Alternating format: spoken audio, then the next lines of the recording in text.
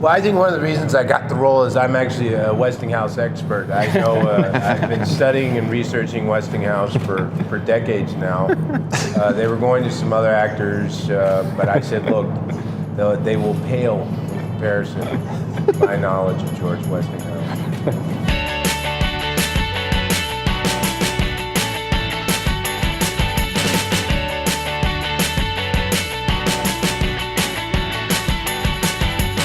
The private life of Thomas Edison and the entire life of Westinghouse. And I knew a little bit about Tesla as well, but I didn't know how the three connected in such a beautiful way. So that was very educational for me too. I had an associative understanding of him and incandescent light, but nothing beyond that. So the script was the first sort of knowledge, I guess, and then researching deeper, asking Michael Mitnick, our wonderful writer, as many questions as I could, and that man's lived and breathed this subject for many years now, and Alfonso, and the usual way of it in books and research, but just trying to find nuggets of truth to the personal, like Alfonso was saying, behind the sort of manufactured image and the manufactured brand of the man. Yeah, I didn't really know too much. I knew the names synonymous with all this, but not many of the specifics. So I learned a hell of a lot about Tesla, but the person that I really didn't know a thing about was Westinghouse. And that was a huge curveball and surprise to the whole era and the developments of all this technology for me. I'm so full of ideas, it will take me 12 lifetimes to execute it. I'm working on something now, something so new the world will never be the same.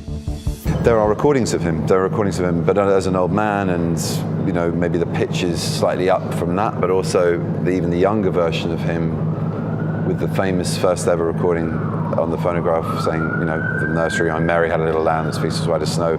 So I had two samples, I guess, to work with, but we wanted to create something that worked in the environment that he's in this film, not shouting into the funnel of a phonograph. What can I say? I had these are iconic characters, but you wanted it to feel real, and you wanted them to feel modern and strong. And the couples, designing these couples and how they would work together, and you know how the five work together in the film, because you're constantly going into different storylines and coming back and moving forward in time and coming back. So it wasn't a struggle, because basically everyone I wanted was lucky. I was lucky enough that they wanted the role as well and wanted to work with me. So I was very humbled by that. Mr. Edison, if you say something about me or my company again, I would ask that you tell the truth.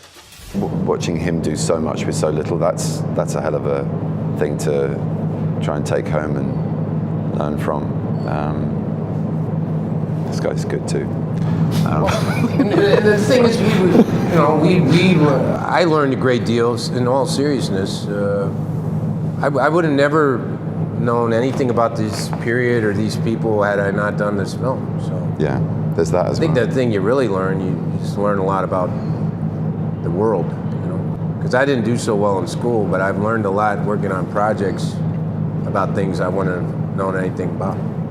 I would agree completely. That's like part of the job that I love, whether it's learning a new skill or learning a new piece of history or about a new It's like further life. education. Yeah, completely. I've learned a lot through that, and then working with good actors and directors each time. It's a bit of a revelation in terms of adding hopefully another skill.